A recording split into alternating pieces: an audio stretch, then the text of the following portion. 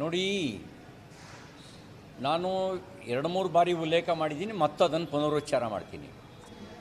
ಇಡೀ ಪ್ರಕರಣದಲ್ಲಿ 3 ಭಾಗವಾಗಿ ನೋಡಬೇಕು. ಒಂದು, ಸದನದ ಒಳಗೆ ನಡೆದ ಘಟನೆಗಳು, ಅದಕ್ಕೆ ಪರಮಾಧಿಕಾರ ಇರೋದು ಆ್ಯಸ್ ಪರ್ ದ ಕಾನ್ಸ್ಟಿಟ್ಯೂಷನ್ ಸಭಾಪತಿ ಮತ್ತು ಸಭಾಧ್ಯಕ್ಷರಿಗೆ.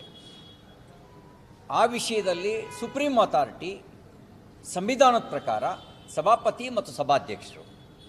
ಸಂವಿಧಾನದ ಪ್ರಕಾರ ಆರ್ಟಿಕಲ್ 194 ವಿಶೇಷ ಅಧಿಕಾರವನ್ನು ಸಭಾಪತಿ, ಸಭಾಧ್ಯಕ್ಷರು ಮತ್ತು ಸದಸ್ಯರಿಗೆ ಕೊಡುತ್ತೆ.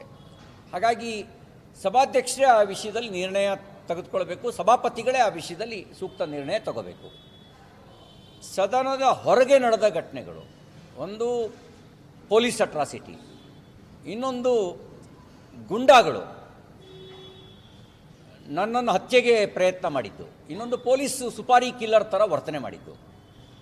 ನಾನೀಗಾಗಲೇ 19ನೇ ತಾರೀಕು ರಾತ್ರಿ ಕೊಟ್ಟ ದೂರು ಸ್ಟಿಲ್ ನೌ ರಿಜಿಸ್ಟರ್ ಆಗಿಲ್ಲ.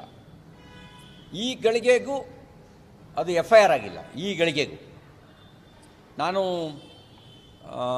COD ಒಬ್ಬರು ಅಧಿಕಾರಿ ಫೋನ್ ಮಾಡಿದರು, ಸರ್ ನಿಮಗೆ ಯಾವ ಫೋನ್ ನಂಬರಿಗೆ ನೋಟಿಸ್ ಕಳಿಸ್ಬೇಕು ಅಂತ. ನಾನು ಯಾವ ಕೇಸ್ದು ಅಂತ ಕೇಳಿದೆ. 2 ಕೇಸ್ ಇದೆ ಸರ್ ಅಂದರು. ಒಂದು ಅನಾಮಧೇಯ ವ್ಯಕ್ತಿಗಳ ಮೇಲೆ ಮೊಕದ್ದಮೆ, ಇನ್ನೊಂದು ಶ್ರೀಮತಿ ಲಕ್ಷ್ಮೀ ಹೆಬ್ಬಾಳ್ಕರ್ ಅವರು ತಮ್ಮ ಮೇಲೆ ಕೊಟ್ಟಿರೋ ದೂರು ಅಂತ ಹೇಳಿದರು. ನಾನೊಂದು ದೂರು ಕೊಟ್ಟಿದ್ನಲ್ಲಿ ಏನಾಯಿತು ಅಂತ ಹೇಳಿದ್ರು. ನಮ್ಮ ಗಮನಕ್ಕೆ ಬಂದಿಲ್ಲ ಸರ್ ಅಂದರು. ಪೊಲೀಸ್ CID ಪೊಲೀಸ್ ಅಧಿಕಾರಿ, ನಾನು ಕೊಟ್ಟ ದೂರು ಅವ್ರ ಗಮನಕ್ಕೆ ಬರೋದಿಲ್ಲ. ಅಂದರೆ ಕಾನೂನು ಶ್ರೀಮತಿ ಲಕ್ಷ್ಮೀ ಹೆಬ್ಬಾಳ್ಕರ್ಗೊಂದು ನನಗೊಂದು ಇದೆ ಅಂತ ನಂಗೆ ಗೊತ್ತಿರಲಿಲ್ಲ. ಕಾನೂನು ಎಲ್ರಿಗೂ ಒಂದೇ ಅಂತ ಅಂದ್ಕೊಂಡಿದ್ದೆ. ಆದರೆ ಕಾಂಗ್ರೆಸ್ ಆಡಳಿತದಲ್ಲಿ ಕಾಂಗ್ರೆಸ್ಸಿಗರಿಗೊಂದು ಕಾನೂನು, ಕಾಂಗ್ರೆಸ್ಸೇತರರಿಗೆ ಇನ್ನೊಂದು ಕಾನೂನು ಅನ್ನೋದು ಇವರು ಮಾಡಿಕೊಂಡು ಸಂವಿಧಾನಕ್ಕೆ ಅಪಚಾರ ಬಗೀತಾ ಇದ್ದಾರೆ. ಸಂವಿಧಾನದ ಆಶಯಕ್ಕೆ ವಿರುದ್ಧವಾಗಿ ವರ್ತನೆ ಮಾಡ್ತಾ ಇದ್ದಾರೆ.